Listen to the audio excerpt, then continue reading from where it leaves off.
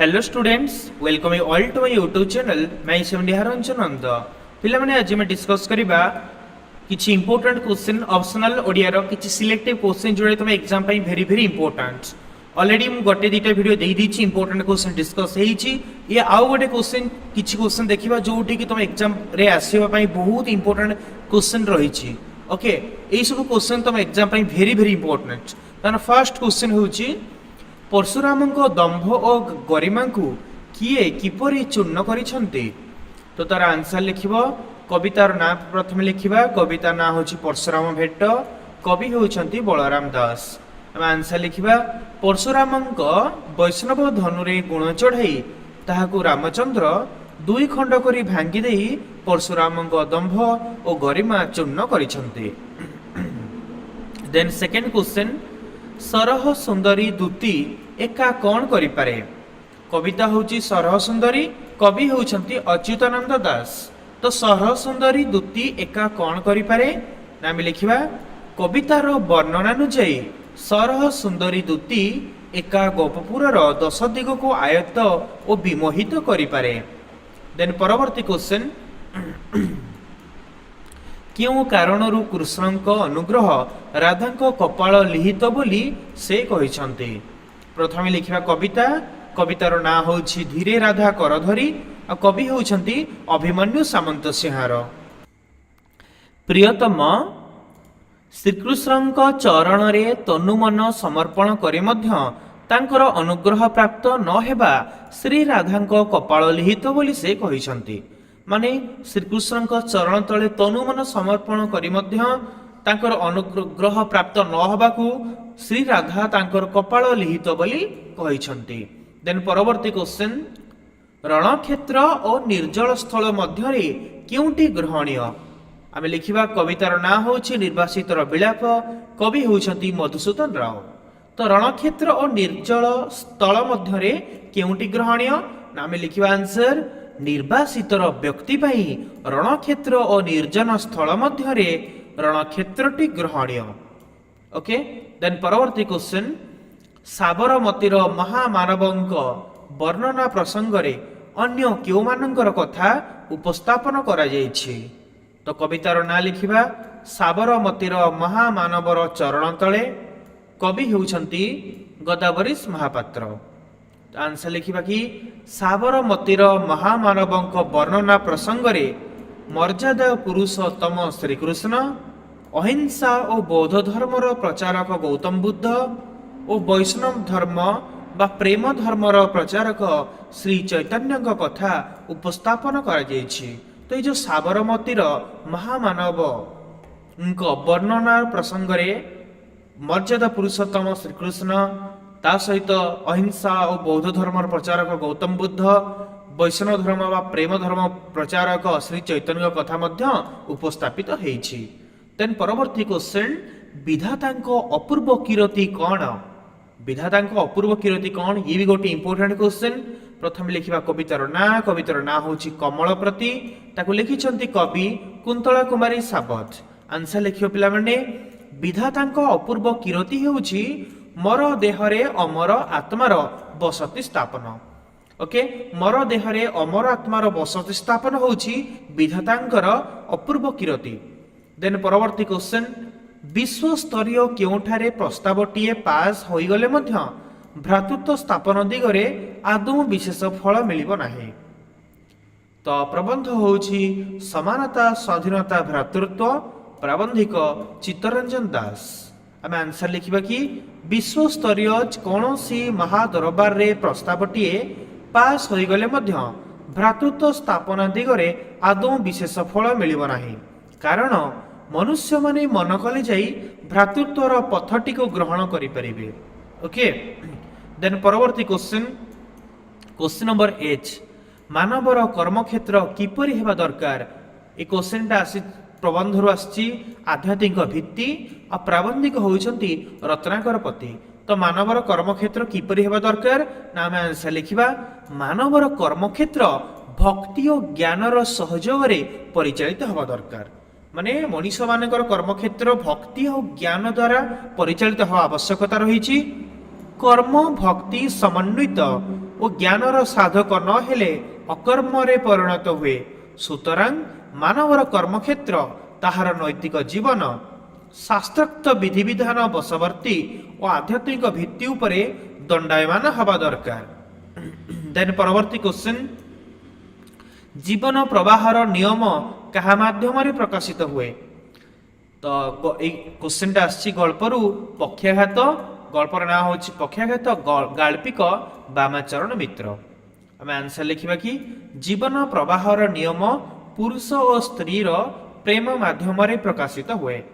ଦେନ୍ ପରବର୍ତ୍ତୀ କ୍ୱେଶ୍ଚନ, ଦୈବ ଅନୁକୂଳ ହେଲେ କ'ଣ ହୁଏ? ଦୈବ ଅନୁକୂଳ ହେଲେ କ'ଣ ହୁଏ?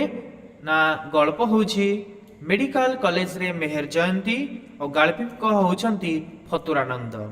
ଓକେ, ଆମେ ଆନ୍ସର ଲେଖିବା ଦୈବ ଅନୁକୂଳ ହେଲେ ଏମିତି ଖାଳେଇ ଭିତରେ ମାଛ ଆସି ଛାଏଁ ଛାଏଁ ପଶିଯାଏ। ଦେନ୍ ପରବର୍ତ୍ତୀ କ୍ୱେଶ୍ଚନ, ପରଶୁରାମଙ୍କ ଆଗମନରେ ଦଶରଥଙ୍କର ସୈନ୍ୟ ସାମନ୍ତ କିଭଳି ପ୍ରତିକ୍ରିୟା ପ୍ରକାଶ କରିଥିଲେ?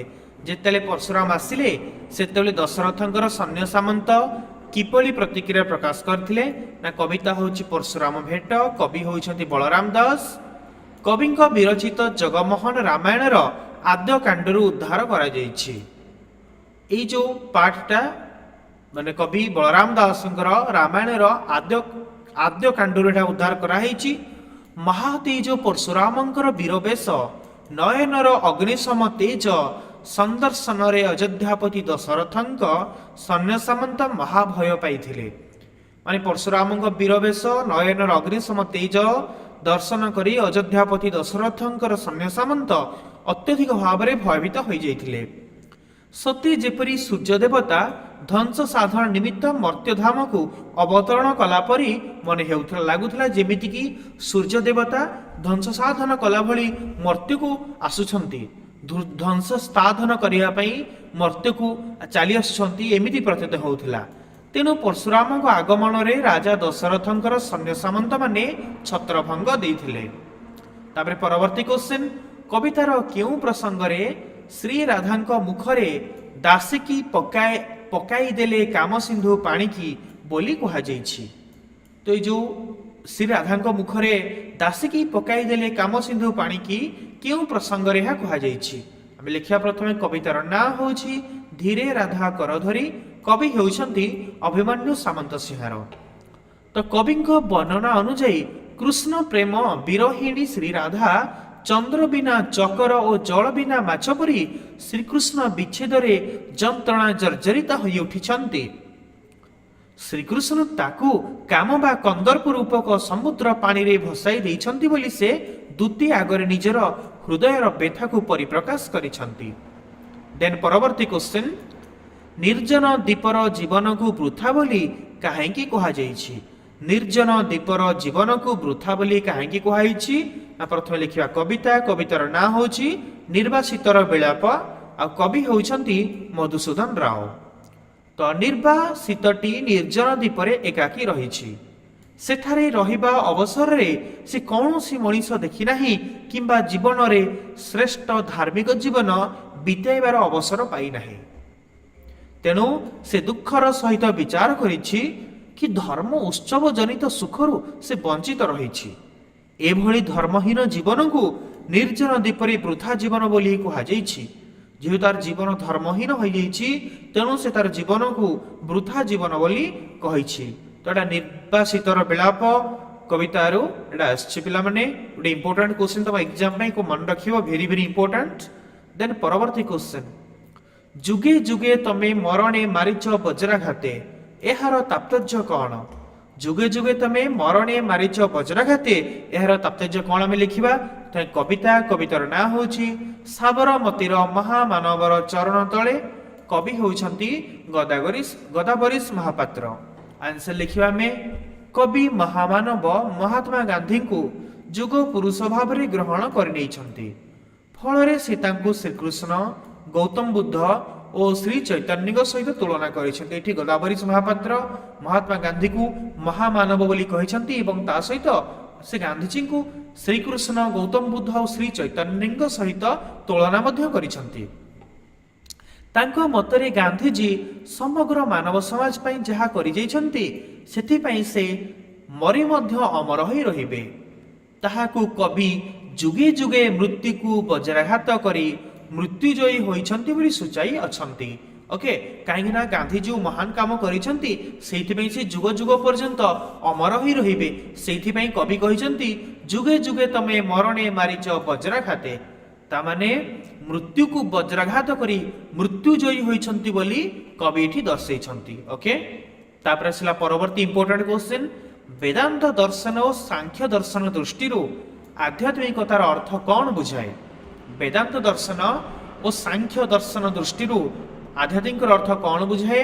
ନା ପ୍ରବନ୍ଧର ନାଁ ହେଉଛି ଆଧ୍ୟାତ୍ମିକ ଭିତ୍ତି, ପ୍ରାବନ୍ଧିକ ହେଉଛନ୍ତି ରତ୍ନାକର ପତି। ଆମେ ଆନ୍ସର ଲେଖିବା, ଆଧ୍ୟାତ୍ମିକତା ସମ୍ପର୍କରେ ବେଦାନ୍ତ ଦର୍ଶନର ସୁଖ ଦୁଃଖ ବିଭାଗ ଓ ସାଂଖ୍ୟ ଦର୍ଶନର ଦୁଃଖତ୍ରୟ ସମ୍ପର୍କରେ ଗୋଟିଏ ସମାନ ଅର୍ଥ ଦେଖିବାକୁ ମିଳିଥାଏ। ଉଭୟ ଦର୍ଶନରେ ଭକ୍ତାର ଦେହ ଓ ମନରୁ ଯେଉଁ ଦୁଃଖ ଜାତ ହୁଏ ତାହାକୁ ଆଧ୍ୟାତ୍ମିକ ଦୁଃଖ କୁହାଯାଏ। କାରଣ ଆଧ୍ୟାତ୍ମିକ ଶବ୍ଦର ଅର୍ଥ ହେଉଛି ଜୀବାତ୍ମା ସଂକ୍ରାନ୍ତ, ଯାହା ଜୀବାତ୍ମାର ଶାରୀରିକ ଓ ମାନସିକ କ୍ରିୟା ପ୍ରକ୍ରିୟାରୁ ଜାତ ହୋଇଥାଏ। ଓକେ, ତାପରେ ଆସିଲା କ୍ୱେଶ୍ଚନ ନମ୍ବର ଏଫ୍, ଲେଖକ ସ୍କୁମାଚାର ଆମେରିକାକୁ କାହିଁକି ସମାଲୋଚନା କରିଛନ୍ତି? ଲେଖକ ସ୍କୁମାଚାର ଆମେରିକାକୁ କ'ଣ ପାଇଁ ସମାଲୋଚନା କରିଛନ୍ତି? ନା ପ୍ରଥମେ ଲେଖିବା, ପ୍ରବନ୍ଧର ନାଁ ହେଉଛି ଛୋଟ ହିଁ ସୁନ୍ଦର, ପ୍ରାବନ୍ଧିକ ହେଉଛନ୍ତି ଶରତ କୁମାର ମହାନ୍ତି। ଓକେ, ଆନ୍ସର ଲେଖିବା କି ପ୍ରାବନ୍ଧିକଙ୍କ ମତରେ ବର୍ତ୍ତମାନ ଆମେରିକା ସବୁଠାରୁ ବିଭବଶାଳୀ ଦେଶ। ଆମେରିକାର ବିଭବ ହିଁ ତାର ଅର୍ଥନୈତିକ ବ୍ୟବସ୍ଥାର ସଫଳତାର ପ୍ରମାଣପତ୍ର। ପୃଥିବୀର ସମୁଦାୟ କଞ୍ଚାମାଲର 40% ଆମେରିକାରେ ଏବଂ ପୃଥିବୀର ଲୋକସଂଖ୍ୟାର ମାତ୍ର 6% ଆମେରିକାରେ। ଓକେ, ତେଣୁ ଲେଖକ ସ୍କୁମାଚାର 6% ଲୋକଙ୍କ ପାଇଁ 40% କଞ୍ଚାମାଲ ଥିବା ଯୋଗୁଁ ଆମେରିକାକୁ ସମାଲୋଚନା କରିଛନ୍ତି। ତ ଏଠି ଲେଖକ କ'ଣ ପାଇଁ ସମାଲୋଚନା କରିଛନ୍ତି? ଲେଖକ କହୁଛନ୍ତି କି ପୃଥିବୀରେ ଯେତିକି ସମୁଦାୟ କଞ୍ଚାମାଲ ଅଛି ତାର 40% ରହିଲା ଆମେରିକାରେ, କିନ୍ତୁ ପୃଥିବୀର ଲୋକ ସଂଖ୍ୟାର ମାତ୍ର 6% ଲୋକ ଆମେରିକାରେ ରହୁଛନ୍ତି। ଓକେ, ମାନେ 40% କଞ୍ଚାମାଲ ମାତ୍ର 6% ଲୋକଙ୍କୁ, ଏହା କିପରି ସମ୍ଭବ ହୋଇପାରିବ? ଏଇଥିପାଇଁ ସେ ଆମେରିକାକୁ ସମାଲୋଚନା କରିଛନ୍ତି। ତାପରେ ଆସିଲା ପରବର୍ତ୍ତୀ କ୍ୱେଶ୍ଚନ, ରାତିରେ କ'ଣ କହି ମିସେସ୍ ଚୌଧୁରୀ ଶୋଇ ପଡ଼ିବା ପାଇଁ ସ୍ୱାମୀକୁ ପରାମର୍ଶ ଦେଲେ?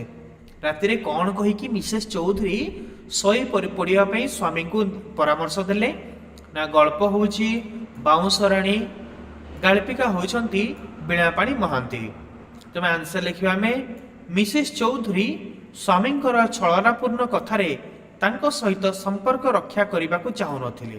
ମାନେ ମିସେସ୍ ଚୌଧୁରୀ ଚାହୁଁନଥିଲେ କି ତାଙ୍କ ସ୍ୱାମୀଙ୍କର ଛଳନାପୂର୍ଣ୍ଣ କଥାରେ ତାଙ୍କ ସହିତ ସମ୍ପର୍କ ରଖିବା ପାଇଁ, କୌଣସି ପ୍ରକାର କଥାକୁ ବଦଳାଇ ଦେବା ପାଇଁ ରାତି ଅନେକ ହେଲାଣି, ଶୋଇପଡ଼, ସକାଳୁ ମୋତେ ନିଦ ଲାଗିଲେ ଯାଇପାରେ, ତୁମେ ଆଗେ ଉଠିଲେ ଡାକିବ, କିଛି ଫଳ ନେଇ ଲୁନାକୁ ଆଗେ ହସ୍ପିଟାଲରେ ଦେଖିବାକୁ ହବ। ଏହିଭଳି କଥା କହି ମିସେସ୍ ଚୌଧୁରୀ ସ୍ୱାମୀଙ୍କୁ ଶୋଇ ପଡ଼ିବା ପାଇଁ ପରାମର୍ଶ ଦେଲେ। ତ କ'ଣ ସବୁ କଥା କହି ତାଙ୍କୁ ଶୋଇବା ପାଇଁ ପରାମର୍ଶ ଦେଇଥିଲେ ଟିକେ କୁହାଗଲା ପିଲାମାନେ? ଗୋଟେ ଇମ୍ପୋର୍ଟାଣ୍ଟ କ୍ୱେଶ୍ଚିନ୍ ମନେ ରଖିବ। ଦେନ୍ ପରବର୍ତ୍ତୀ କ୍ୱେଶ୍ଚିନ୍, ଜୀବନ ପ୍ରବାହ ନିରନ୍ତନ, ଏହାର ଅର୍ଥ କ'ଣ? ଜୀବନ ପ୍ରବାହ ହେଉଛି ନିରନ୍ତନ, ଏହାର ଅର୍ଥ କ'ଣ? ନା ଗଳ୍ପର ନାଁ ହେଉଛି ପକ୍ଷାଘାତ, ଆଉ ଗାଳ୍ପିକ ହେଉଛନ୍ତି ବାମାଚରଣ ମିତ୍ର।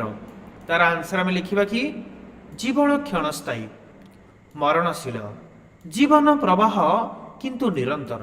ଯେହେତୁ ଆମ ଜୀବନ ହେଉଛି କ୍ଷଣସ୍ଥାୟୀ, କ୍ଷଣିକ ପାଇଁ ମଣିଷ ସଂସାରକୁ ଆସିଛି ଏବଂ ଏହା ମରଣଶୀଳ, କେହି ଏଠି ଅମର ନୁହନ୍ତି। ତେଣୁ ଜୀବନ ପ୍ରବାହ ହେଉଛି ନିରନ୍ତନ, ଜୀବନ ପ୍ରବାହ କିନ୍ତୁ ସବୁବେଳେ ନିରନ୍ତର ଭାବରେ ପ୍ରବାହିତ ହୋଇଥାଏ। ପିତାମାତା ଉତ୍ପାଦନ କରନ୍ତି ସନ୍ତାନ ସନ୍ତତି, ସେମାନେ ପୁଣି ବଡ଼ ହୋଇ ସନ୍ତାନକୁ ଜନ୍ମ ଦିଅନ୍ତି।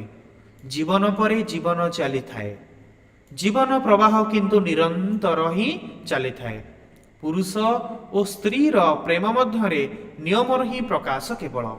ପିତା ଅମର ହୁଏ ପୁତ୍ର ମାଧ୍ୟମରେ, ଆଉ ପିତା ଅମର ହେଇଥାଏ ପୁତ୍ର ମାଧ୍ୟମରେ। ଓକେ, ତ ପିଲାଙ୍କୁ ଲେଖିବ, ଏବେ ଗୋଟେ ଇମ୍ପୋର୍ଟାଣ୍ଟ କ୍ୱେଶ୍ଚିନ୍। ଦେନ୍ ପରବର୍ତ୍ତୀ କ୍ୱେଶ୍ଚିନ୍ ଆମର ଅଛି, ମାନବର କର୍ମକ୍ଷେତ୍ର କିଭଳି ହେବା ଉଚିତ?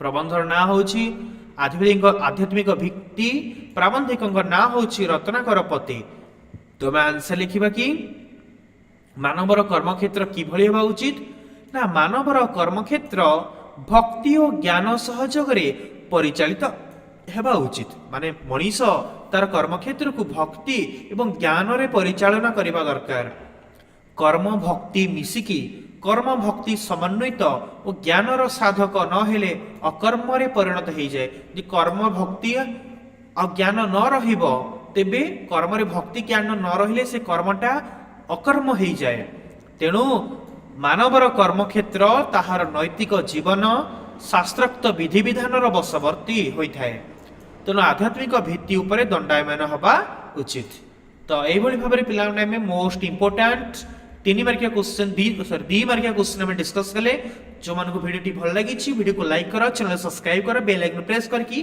ऑल सेट कर दे जहां कि मुझे किसी नया वीडियो अपलोड करी ता नोटिफिकेशन सीधा ही तुम पाखे पहुंची जाव आउ जो मैंने रिमेनिंग वीडियो देखिन तुम यूट्यूब में निहारंजन सर्च करके आम चैनल को विजिट कर आम चैनल भितर प्लेलिस्ट अच्छी से प्लेलिस्ट में ऑप्शनल ओडिया गोटे प्लेलिस्ट तैयारी करी तुम खोजी नहीं जाओ आउ सब वीडियो को देखी नहीं जाओ best of luck for exam God bless you all thank you very much।